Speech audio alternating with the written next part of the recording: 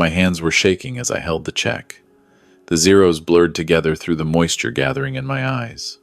63 years old, and I'd never seen this much money in one place. $2.8 million. The sale of Thompson Industrial Supply had finally closed after 18 months of negotiations. The business my father started in 1967, the company I'd poured 40 years of my life into, was now owned by a massive conglomerate out of Toronto. And I was holding a check that represented every early morning, every missed hockey game, every sacrifice. I grabbed my phone with trembling fingers and pulled up my wife's contact. Margaret, my Maggie. 41 years we'd been married. She'd been there through it all. The lean years when we ate craft dinner 3 nights a week.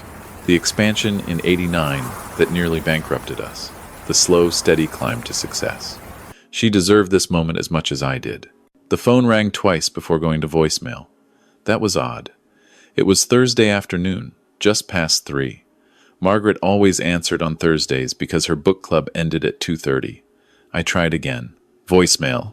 My heart hammered in my chest. Not from worry, but from pure excitement that I couldn't contain.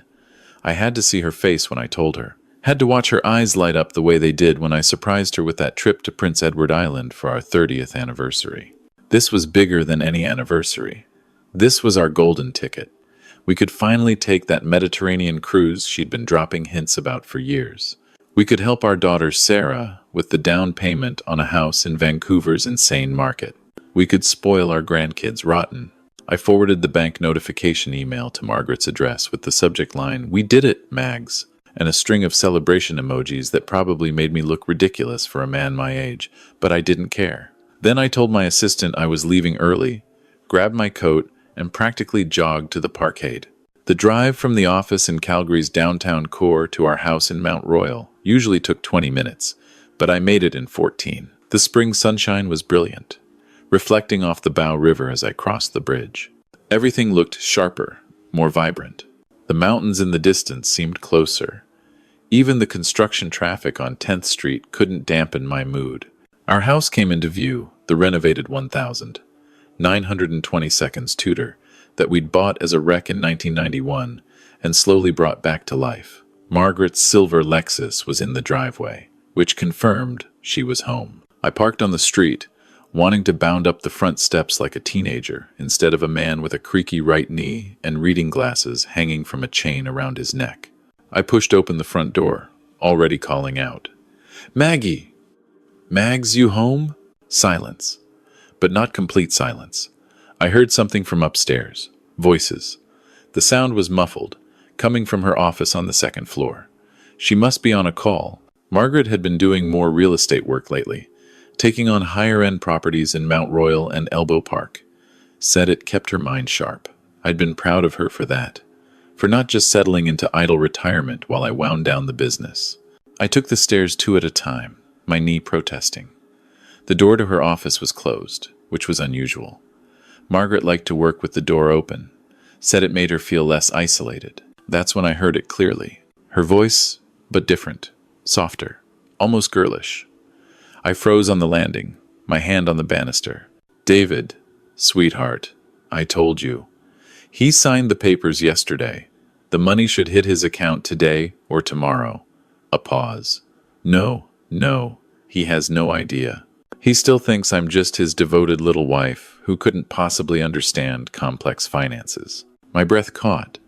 I pressed myself against the wall, out of sight of the office door, which was open just a crack. Margaret laughed. It wasn't her real laugh, the snorting, joyful sound she made when something genuinely amused her. This was performative, flirtatious. "Darling, I've been preparing for 2 years. Every document is ready. The offshore accounts Thomas set up are untouchable. By the time Robert realizes what's happening, I'll be in the Cayman Islands, and you'll have your divorce finalized." Another pause. Yes, I know your wife is being difficult about the prenup, but that's why we're waiting until Robert's money clears. Once we have access to his share, we'll have more than enough to make her go away quietly. Robert, she was talking about me. My share. The money from my life's work. I've already moved $800,000 from our joint investments over the past 6 months. He never checks the statements. I just tell him the market's been volatile, and he nods along like a good little boy. Her voice dripped with contempt. Contempt for me. The life insurance policies are all current. Though honestly, David, at his age and with his blood pressure, we might not have to wait too long for natural causes to do the work for us. The floor seemed to tilt. I grabbed the banister harder, my knuckles white. The check in my jacket pocket suddenly felt like it was burning through the fabric. 2.8 million from the business sale, plus another million in investments and the house, which is worth at least 1.6. We're looking at nearly 6 million Canadian, darling. More than enough for that villa in Grand Cayman and the boat you wanted. She giggled. Actually giggled. I know.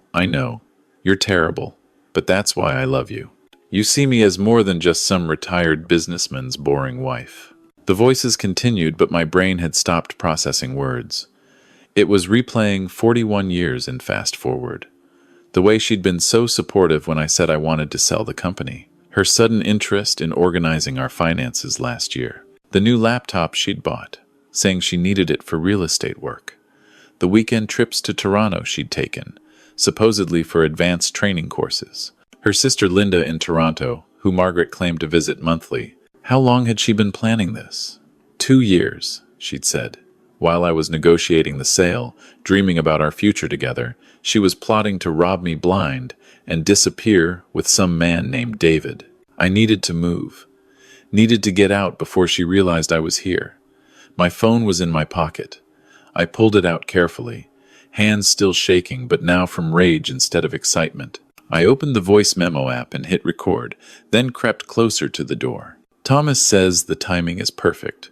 Once the money's in the joint account, I'll transfer my authorized amount to the secondary account we set up, then immediately move it offshore. It'll look like a legitimate investment. By the time Robert's lawyer traces anything, the Cayman banking laws will have us protected. Margaret's voice was businesslike now, methodical. The beauty of it is, I'm entitled to half in a divorce anyway. This way, I just get to keep all of it. What about the daughter? A man's voice, tinny through the phone speaker. David. Sarah? Margaret laughed coldly. She'll side with her father at first, obviously. But she's practical. Once she sees I have the money, she'll come around. I'm her mother. And I'll be the one who can afford to help with that Vancouver down payment she's always whining about. Something broke inside me, hearing her weaponize our daughter like that. Sarah, who called her mother every Sunday, without fail. Sarah, who'd organized Margaret's 60th birthday party and invited 50 people. Sarah, who still came home for Sunday dinners with her husband and our 2 grandchildren. I need to go, Margaret said suddenly. I thought I heard something. Call you tonight from the burner phone. Same time. Love you, darling. I barely made it to the master bedroom before I heard her office door open.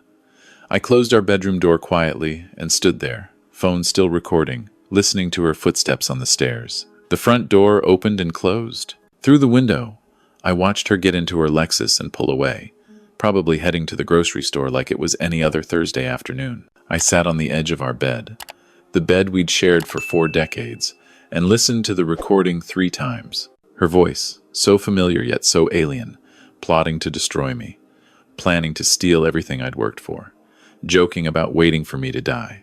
The check was still in my pocket. Margaret had sent me that cheerful email this morning. Have a great day, honey. Don't work too hard.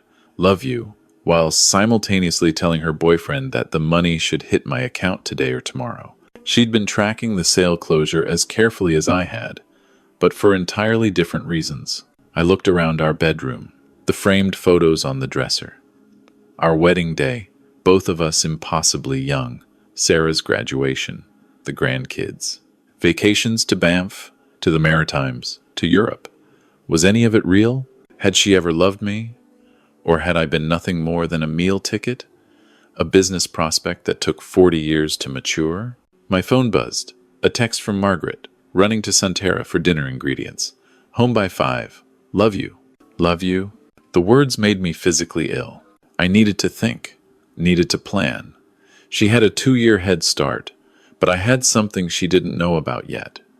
I had the recording, and I had the money she was waiting for, money that was still in my name only because the check hadn't been deposited yet. I opened my laptop and logged into our joint investment account. She was right. I hadn't checked it in months. I trusted her. What a fool I'd been. The account that should have had nearly 1.2 million in it showed 743,000. She'd drained over 450,000, and I'd never noticed. I clicked through the transaction history. Transfers to an account I didn't recognize, listed as Portfolio Diversification, ML Investments. Monthly withdrawals of 15 to 30,000, starting 8 months ago. Before that, larger transfers. 50,000 here, 75,000 there. My hands were steady now. The shock was wearing off, replaced by something cold and calculating. I'd built a successful business by being patient, by gathering information, by planning carefully. I could do this. I called my lawyer. Raymond Chen had been handling our business affairs for 20 years. He answered on the second ring. "Robert, congratulations on the sale. The check arrived?" "It did, Ray. Listen, I need to ask you something confidential. Hypothetically, if someone wanted to hide assets during a divorce, how would they do it?" There was a pause. That's an oddly specific hypothetical question for a man who just closed the biggest deal of his life. "Is everything okay?" "Hypothetically, Ray." Another pause. "Well, hypothetically, there are several methods. Offshore accounts, shell companies, transferring assets to family members, purchasing items that can be easily liquidated later." Why? If someone had been doing this for, say, 2 years, and you had proof of it, what would that mean in a divorce proceeding? "Robert," Ray's voice changed, became sharper. "If you have evidence of asset concealment or fraud, that changes everything. The courts don't look kindly on financial deception. The spouse attempting to hide assets could lose their claim to marital property entirely. We're talking potential criminal charges depending on the amounts involved. But I need to know what's really going on here. I'll call you back tomorrow. I need to gather some information first." I hung up before he could argue. Then I opened my email and created a new folder labeled Business Taxes, 2024. Something boring that Margaret would never bother opening, even if she snooped. I forwarded the voice recording to my email address and saved it in the folder. Then I took screenshots of every transaction in our joint investment account and emailed those to myself as well. My phone buzzed again. "Margaret, should I pick up that nice ribeye you like? We could grill out if it's warm enough." The audacity of it. Planning to steal millions from me while asking about steak preferences. I typed back, "Sounds great. Can't wait to see you." My daughter called as I was downloading our bank statements. "Dad, Mom texted me about the sale going through. Congratulations. This is amazing." Sarah's voice, so genuinely happy, made my chest tight. I couldn't tell her yet, not until I knew everything. "Thanks, sweetheart. It's been a long time coming. Are you guys going to travel now?" Mom's been showing me pictures of Mediterranean cruises. Of course she had, probably pricing them with David's name on the second ticket. We'll see. How are my grandkids? I let Sarah talk about Emma's soccer games and Jacob's struggles with grade 3 math, letting her voice wash over me. Normal. This was normal. My daughter loved me, loved her mother, had no idea that her family was about to implode. After we hung up, I sat in the silence of our bedroom and made a list. I'd always been a list maker. It's how I organized my thoughts. What I knew, Margaret was having an affair with someone named David. They'd been planning to steal my money for at least 2 years. She'd already moved hundreds of thousands offshore with help from someone named Thomas. She was waiting for the business sale money to clear before making her move to the Cayman Islands. She'd been researching my life insurance policies. What I needed to find out: who was David? Who was Thomas? What were the offshore account details? What else had she hidden? Was there more money missing? What I needed to do: document everything, protect my assets, find evidence, not let her know I knew. That last part would be the hardest. I'd have to sit across the dinner table from her, smile, discuss our future together, all while knowing she was counting down the days until she could rob me and disappear. I heard her car in the driveway at 4:58. I stood up, checked my reflection in the mirror, and practiced a smile. It looked ghastly. I tried again. Better. The front door opened. Honey, I'm home. I got those ribeyes and the ingredients for your favorite potato salad. I walked downstairs. She was in the kitchen, putting groceries away, humming something cheerful. She looked up as I entered, and her face lit up in a smile that I'd once thought was genuine. There's my successful businessman. Come here, give me a kiss. I did. Her lips felt like plastic against mine. Did you see my email? I asked, keeping my voice level. What email? I forwarded you the bank notification about the deposit. Her eyes widened slightly. Just a flicker, but I caught it. Oh, my phone's been acting up. Let me check.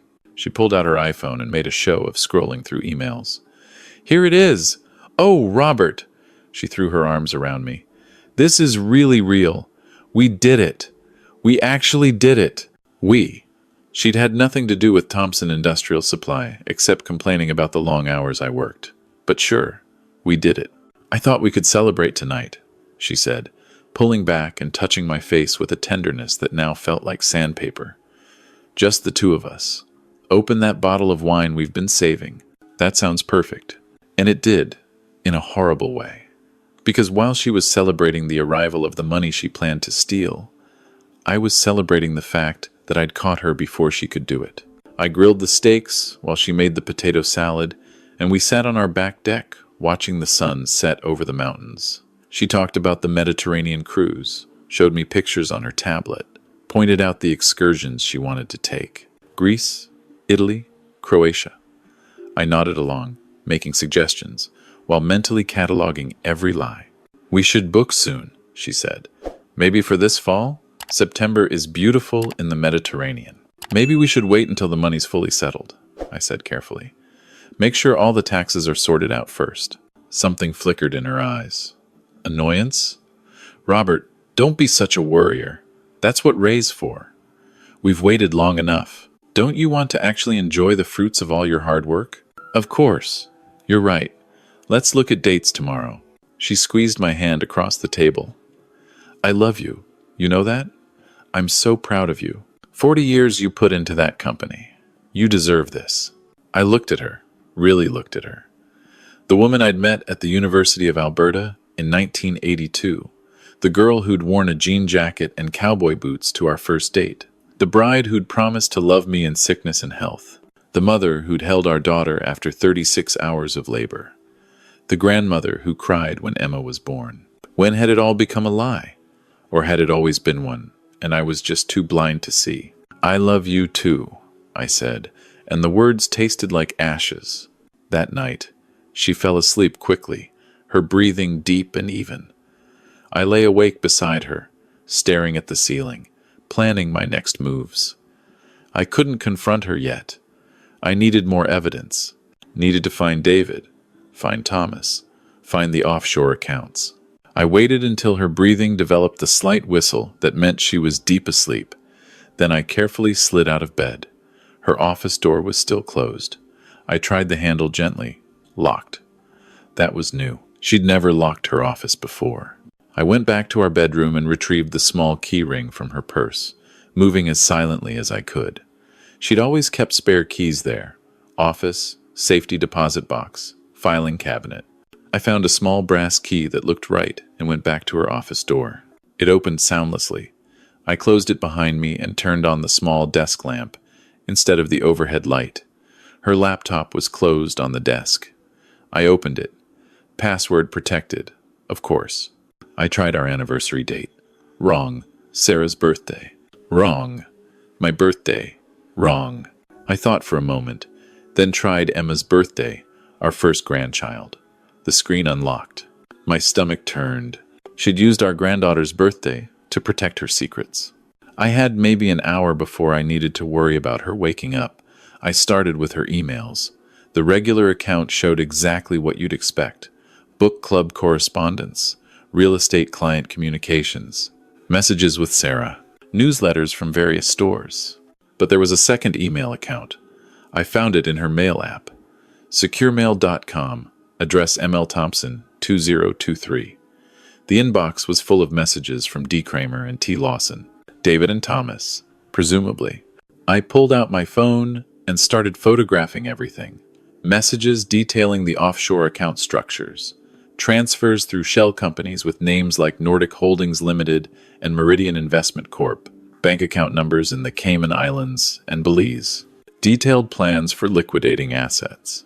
There was an entire folder labeled Exit Strategy. I opened it with shaking hands. The folder contained documents outlining Margaret's plan to disappear. Flight itineraries to Grand Cayman via Toronto. Rental agreements for a villa. New identity documents that she'd apparently been working on through some contact Thomas had in the States. Instructions for accessing the offshore accounts once she was outside Canada. Further down, I found her divorce filing drafts. She'd already written them, already had them ready to submit to the courts. The grounds?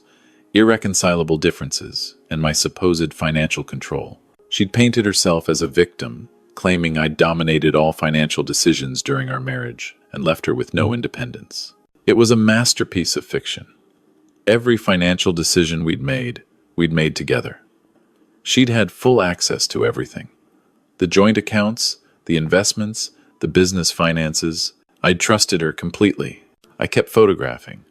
Messages between Margaret and David that went back 3 years, not 2. Detailed, explicit messages that made me want to throw her laptop through the window. References to when Robert finally kicks it, and discussions about how much the life insurance would pay out on top of everything else. There were messages about me that cut deeper than the financial planning. Margaret mocking my appearance. He's gotten so old and boring. All he talks about is the business and his golf game. David's responses. Soon, baby, soon you'll be free of him and we'll have the life we deserve. The life they deserved. Built on 40 years of my work, on my name, my reputation, my business. I found references to phone calls on something called a burner phone. Numbers I didn't recognize. I photographed those too. Then I went through her desk drawers. In the bottom one, under a stack of real estate brochures, I found a small flip phone. I turned it on. The call history confirmed what I'd suspected. Daily calls to a number with a Toronto area code, David, and another Ontario number that must be Thomas. I photographed the call logs, then powered it off and put it back exactly where I'd found it. By the time I was done, I had 372 photographs on my phone documenting every aspect of Margaret's betrayal. The affair, the money laundering, the identity fraud, the planned disappearance. Everything. I closed the laptop, turned off the lamp, and locked the office door behind me. Back in our bedroom, I returned the key to her purse and slid back into bed. She stirred slightly, but didn't wake. I lay there in the darkness next to the woman who'd been planning my financial destruction for years, and I felt nothing but cold determination. The next morning, I was up first. I made coffee, read the paper, acted normal. When Margaret came down in her bathrobe, I kissed her cheek. "Sleep well?" "Like a baby," she said, pouring coffee. "What's your plan for today?" "I need to go to the bank, deposit the check. Then I thought I'd meet up with the guys for golf if the weather holds." "That sounds lovely. You deserve a relaxing day." She touched my arm. "We both do." I went to the bank, but I didn't just deposit the check. I met with the branch manager, someone I'd known for 20 years through the business. "Karen, I need to set up a new account. Personal, in my name only. And I need to deposit this check into that account, not our joint account." Karen looked at the check, then at me. "Robert, this is a substantial amount. Are you sure you want it in a personal account? Usually, couples prefer joint accounts for these kinds of deposits." "I'm sure." She studied my face for a moment, then nodded. "It'll take a few days to set up the new account properly and for the check to clear. But we can get the process started today. One more thing. Can you put a freeze on any large transfers from our joint accounts? Require dual signatures for anything over $10,000? Karen's expression shifted. "Robert, I have to ask. Is everything all right?" "It will be. I just need to protect some assets while I sort out a personal situation." She nodded slowly. "I can't freeze the joint account without both signatures, but I can flag it for unusual activity and require manager approval for large transfers. That would give you notification if anything unusual was attempted." "That works. Thank you, Karen." From the bank, I went to Raymond's office. I didn't call ahead. I just showed up. "Robert," he said, surprise evident on his face. "What's going on?" I pulled out my phone and showed him everything. The voice recording, the photographs, the email exchanges, the offshore accounts, all of it. Raymond's face grew darker with each image. When I finished, he sat back in his chair and let out a low whistle. "This is bad, Robert. This is very bad. For her, I mean. For you, this is a gift." "A gift?" "You have documented evidence of asset concealment, identity fraud, money laundering, and conspiracy to defraud. This goes way beyond a simple divorce. We're talking criminal charges here. Multiple felonies." "I don't want to send her to prison," I said, surprising myself. Despite everything, the thought of Margaret in a cell made me feel sick. I just want to protect what's mine and make sure she doesn't get away with this. "Robert, you might not have a choice. Once we file the divorce papers with this evidence, the Crown will likely get involved. Financial fraud at this scale isn't something they ignore. And if this Thomas character has been helping her set up offshore accounts and fake identities, he's looking at serious time too. What about David, the boyfriend? If he's been knowingly participating in the fraud, he's culpable too. But we'd need to identify him first." "Do you know his last name?" "Kramer. David Kramer. I think he's in Toronto. Married, apparently." Raymond made notes. "I'll hire a private investigator. Get full details on both men. Document everything about the affair and their involvement in the financial fraud. In the meantime, you can't let Margaret know that you know. Can you do that? Could I? Could I keep living in the same house, sleeping in the same bed, pretending everything was normal while building a case against my own wife? How long will it take? 2 weeks, maybe 3. We need to trace all the money, get account records from the offshore banks, identify all the shell companies. It's complex, but with the evidence you've already gathered, it's doable. The investigator can work quickly if we pay for priority service. Do it, whatever it costs." I left Raymond's office feeling like I was in some kind of surreal dream. 3 days ago, I'd been a man celebrating a successful business sale, looking forward to retirement with his wife. Now, I was planning to destroy the woman I'd spent 41 years with. The next 2 weeks were the hardest of my life. I had to pretend everything was normal. I went golfing with my friends and forced myself to laugh at their jokes. I had dinner with Margaret every night and discussed cruise itineraries and interior design ideas for the renovations she wanted to do. We went to Sarah's house for Sunday dinner and played with the grandkids, and I had to watch Margaret act like a doting grandmother while knowing she'd weaponize our daughter's need for financial help. I memorized Margaret's schedule.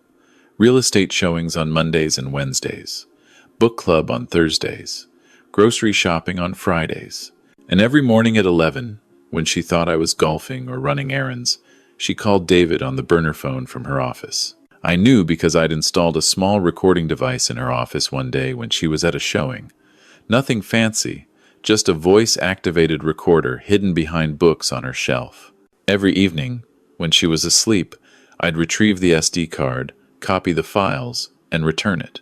The recordings were damning. Hours of Margaret and David planning their future, discussing my money, laughing about how clueless I was. "He actually showed me cruise brochures," Margaret said during one call, "as if I'm going anywhere with him. I can barely stand to touch him anymore." "Soon, babe," David replied. "Just a few more weeks. Thomas says the last transfer will be ready by the end of the month. Then you file for divorce, claim your half, and disappear before he can freeze anything." "What about his lawyer? Ray something?" "Old school, slow. By the time he figures out what's happening, you'll be in the Caymans and your half will be protected." They were wrong about Raymond being slow. While they plotted, Raymond's investigator was gathering everything. David Kramer was a real estate developer in Toronto, married to a woman named Patricia with 3 adult children. He had a history of extramarital affairs and a tendency to date women with access to money. Margaret wasn't his first target. Thomas Lawson was a disbarred lawyer who'd been convicted of financial fraud in 2015 and served 18 months. He now made his living setting up offshore structures for wealthy individuals, looking to hide assets from tax authorities or soon-to-be ex-spouses. He specialized in Cayman and Belize accounts. The investigator traced every dollar Margaret had moved, $460,000 from our joint investments, another $200,000 from a business line of credit she'd opened in my name, forging my signature, $300,000 from the sale of some stocks I'd thought we still owned.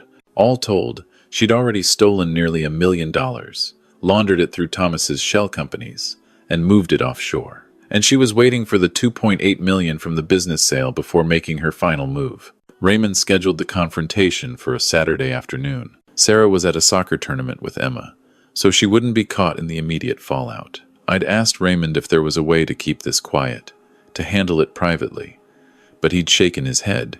With this level of fraud, the police need to be involved. I've already spoken with the Financial Crimes Unit. They want to be present when you confront her. So, on a bright Saturday morning in May, I waited in my own living room with Raymond, 2 police detectives, and a victim services counselor named Maria, who was there in case things got emotional. Margaret was at her book club. She'd be home by 2:30. It was 2:15. "You doing okay?" Maria asked me gently. I didn't know how to answer that. Was I okay? I was about to watch my wife of 41 years get arrested.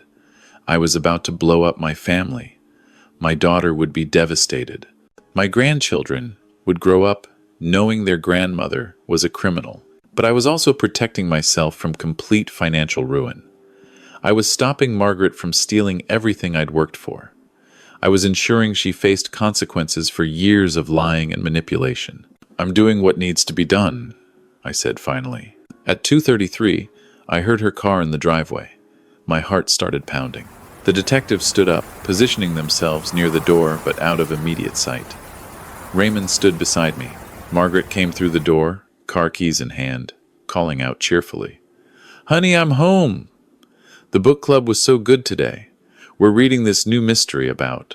She stopped when she saw me sitting in the living room, saw Raymond, saw the detective stepping forward. "Robert, what's going on?" Detective Morrison introduced himself and his partner, Mrs. Thompson. "We need to ask you some questions about your financial activities over the past 3 years. The color drained from her face.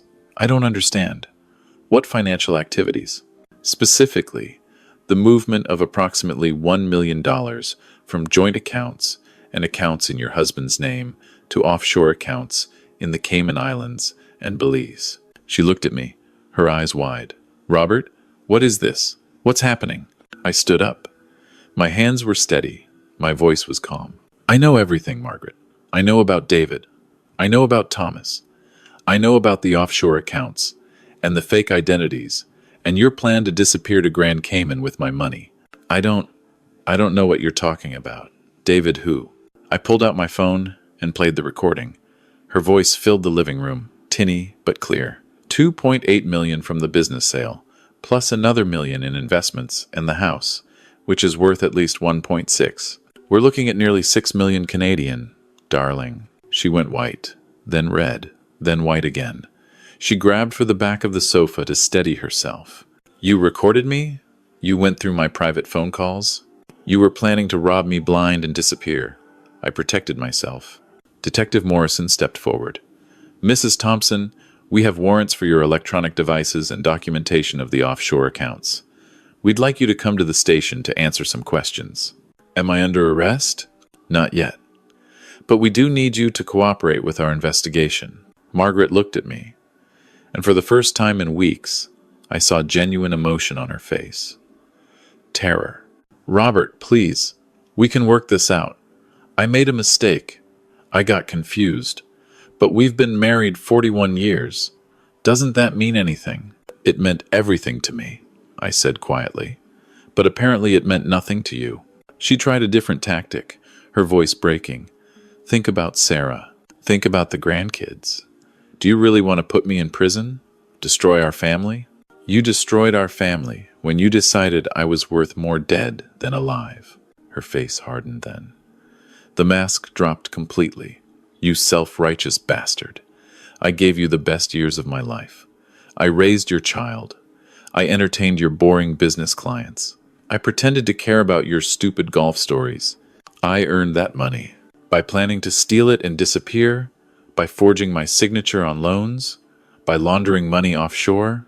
I did what I had to do to secure my future. You were never going to leave me anything substantial. You'd have pissed it all away on Sarah and those grandkids. There it was.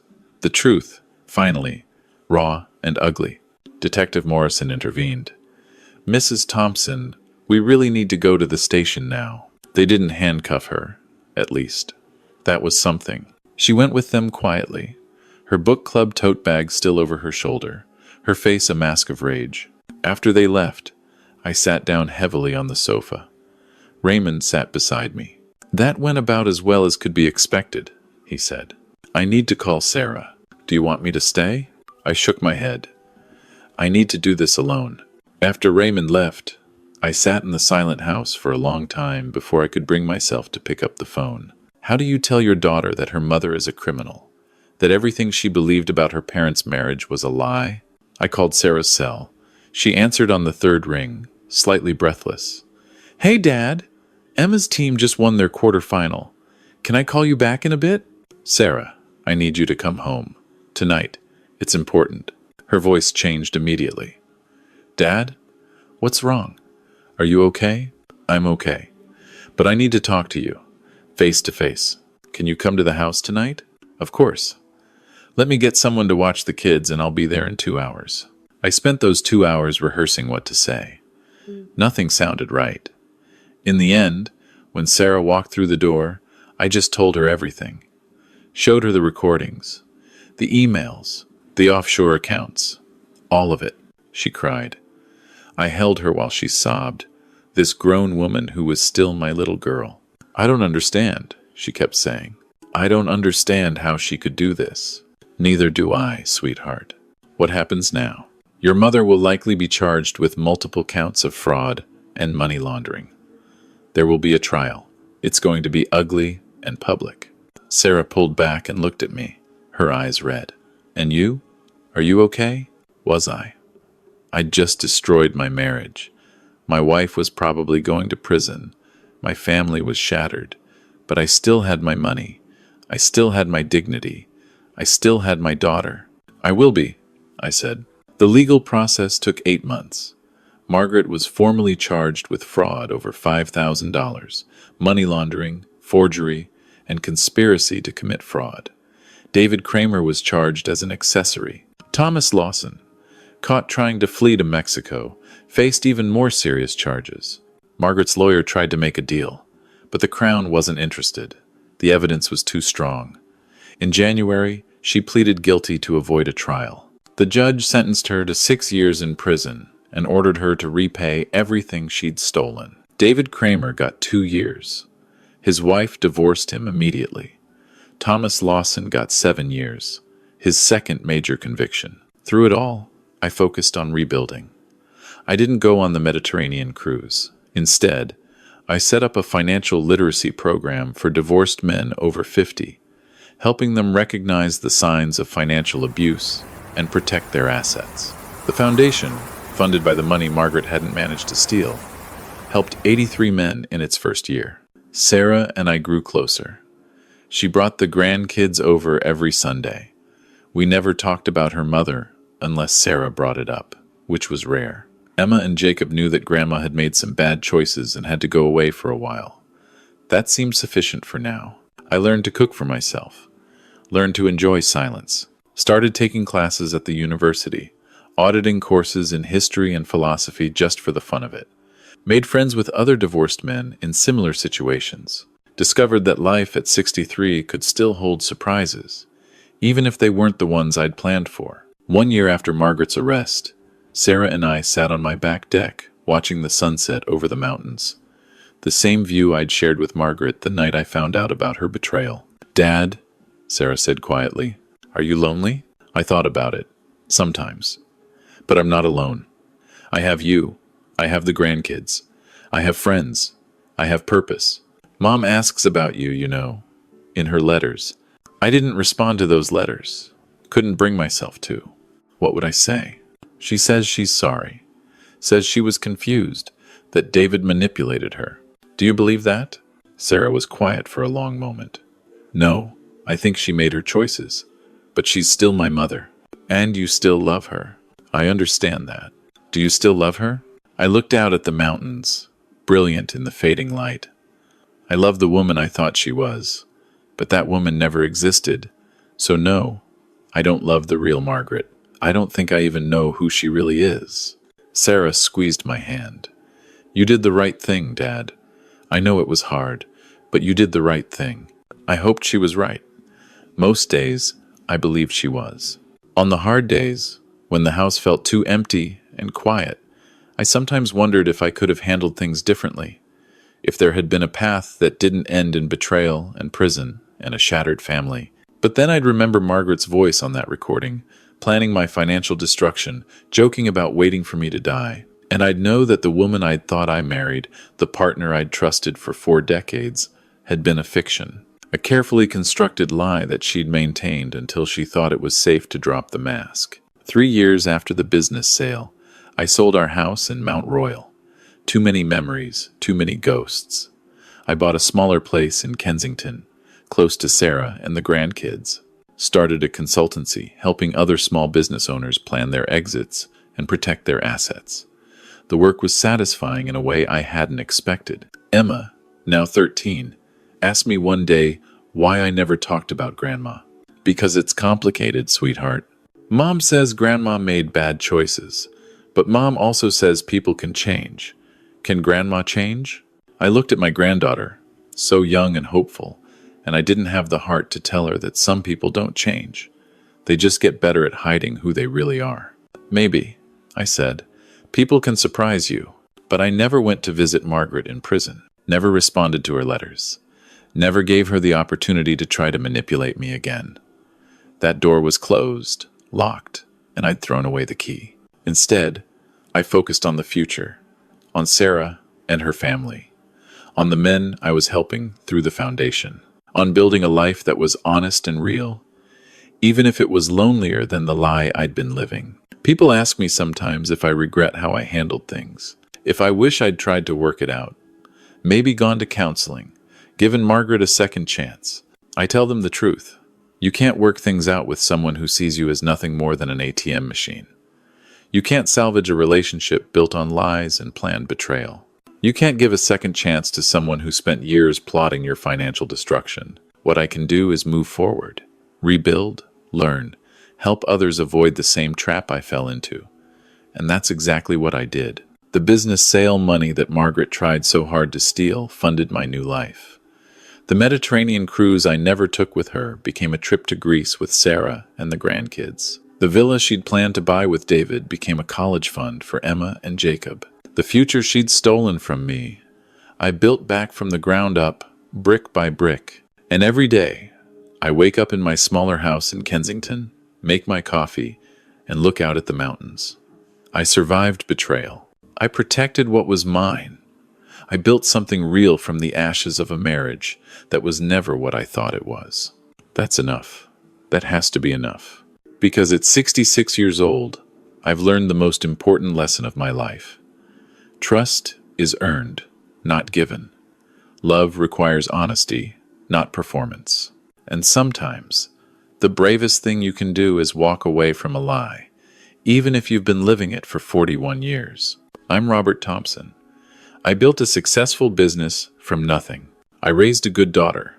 I'm helping other men avoid the trap I fell into. And I'm finally, after years of living in a carefully constructed fiction, being completely honest with myself about who I am and what I want. That's my story.